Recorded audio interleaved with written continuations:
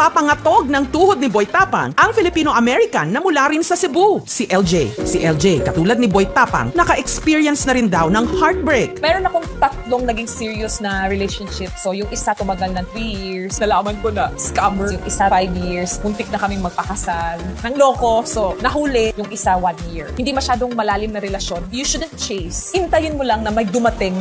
Poser to. Maputi, maganda, matangos ang ilong. Tinry ko na i-chat siya. Hi, are you American? Can you be mine? Pero dinedma raw siya. Tuloy pa rin ako sa pag-chat hanggang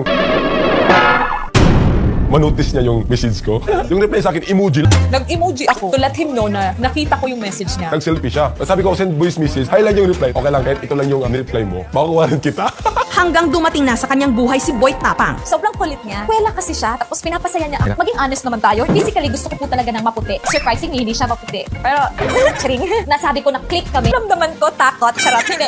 Yung naramdaman ko, yung aura niya po kapakagaas. Sobrang daming bagay na parehas kami ng hilig. My God, ang ganda.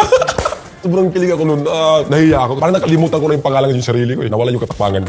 Excited din ako ipapakilala sa inyo ng lubusan ang aking pinakamamahal. Meet my half-American girlfriend! Kung girl tapa. Girl tapag. Mahal mo ba ako yan? Yung totoo. Para malaman nila, mahal mo ba ako? Itong Webes, si Boy Tapang nagdiwang ng kanyang 23rd birthday. Dumating na yung dream come true ko na magka-girlfriend. Yan yung pinaka-biggest gift ko.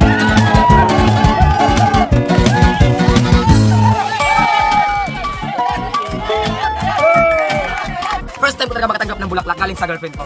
Napakalaking impact. Magkaanak. Wow. Magkaanak agad para di iwan. Gusto ko siyang makasalan. Yung swerte mo naman. Iingatan kita kasi ikaw yung babae na pinapangarap ko kadig. Di na kita kapag kahit gusto mo man.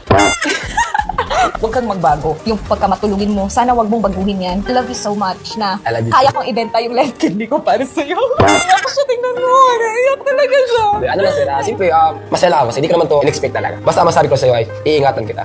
Yun lang. Girlfriend ko, pagpipirahan daw ako. Ay, sorry. Mas mayaman ako. Okay, Boy Tapang. Ano? Talaga nagustuhan ko po sa kanya. Mahilig siyang tumulong sa pamilya niya. Sabihin mo na rin, nagwapo ako. Hindi ko sasabihin yun dahil hindi naman totoo. Joke lang. Ito, gwapo yung Joke lang. puso. Hindi po talaga ako nakatingin sa pandabas na itsura. May sinabihan na naman pangit sa magandang paraan. Sana nga ay kami na magkatuloy sa rest of my life. Ang mga nasaktan, mas tumatapang, mas nagmamahal. Puso ko'y nakalina. Si Girl Tapang at Boy Tapang pagdating sa pag